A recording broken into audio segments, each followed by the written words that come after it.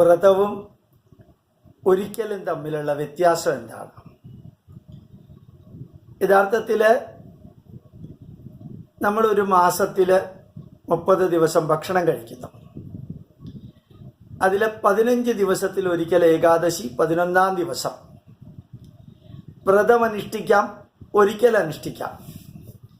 22 അടി നീളമുള്ള നമ്മുടെ കുടലിനെ ക്ലീൻ ചെയ്യാൻ നമുക്ക് ഒരു വഴിയേ ഉള്ളൂ.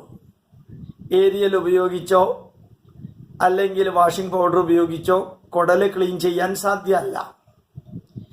ആയുർവേദ വിധി പ്രകാരം വേണമെങ്കിൽ കുറേ പർഗേറ്ററി കാര്യങ്ങൾ ഉപയോഗിച്ചിട്ട് പർഗേഷൻ നടത്തിയിട്ട് ശോധന നടത്തിയിട്ട് ക്ലീൻ ചെയ്യാം.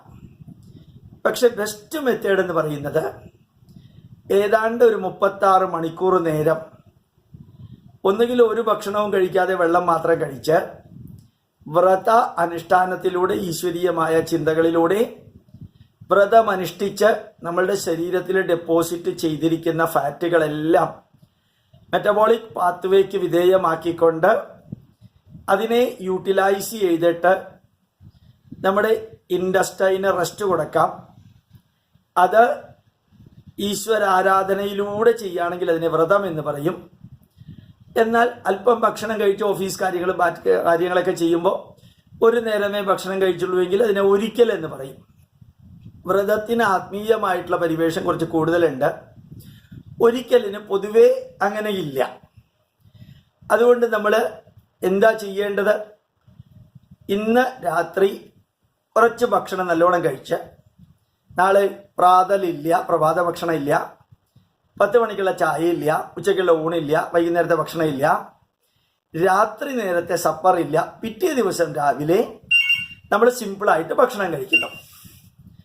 അങ്ങനെ ഭക്ഷണം കഴിക്കുന്നതിന് ഗ്യാപ്പ് വന്നത് 36 മണിക്കൂറാണ്. ഇന്ന് രാത്രി മുതൽക്ക് മറ്റന്നാൾ രാവിലെ വരെ വളരെ ക്ഷീണം തോന്നുകയാണെങ്കിൽ ഒരു പഴമോ പാലോ എന്തെങ്കിലുമൊക്കെ കഴിക്കാം.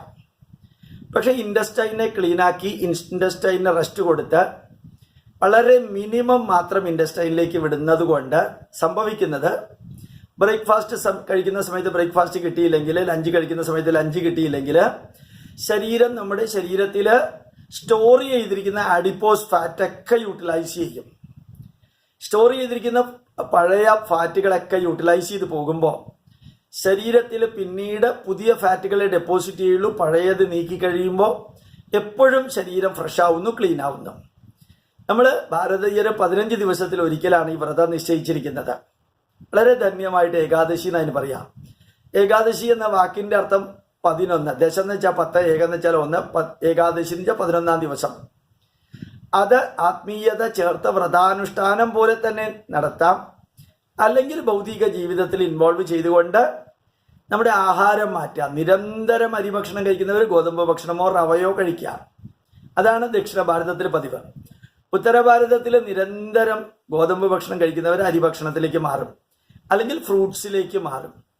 അങ്ങനെ ഭക്ഷണത്തിൽ ഒരു ചേഞ്ച് വരുത്തുന്നത് കൊണ്ട് ശരിക്കും ഇൻ്റഗ്രേറ്റഡ് ഫുഡിൻ്റെ സിസ്റ്റം നമ്മുടെ ശരീരത്തിന് ലഭിക്കുകയും ചെയ്യും. നിരന്തരം ചോറ് കഴിക്കുന്നവർക്ക് ചോറിൽ നിന്നൊരു മാറ്റം വരുമ്പോൾ ആ മാറ്റം പോസിറ്റീവായിട്ട് ശരീരം എടുക്കുകയും ചെയ്യും.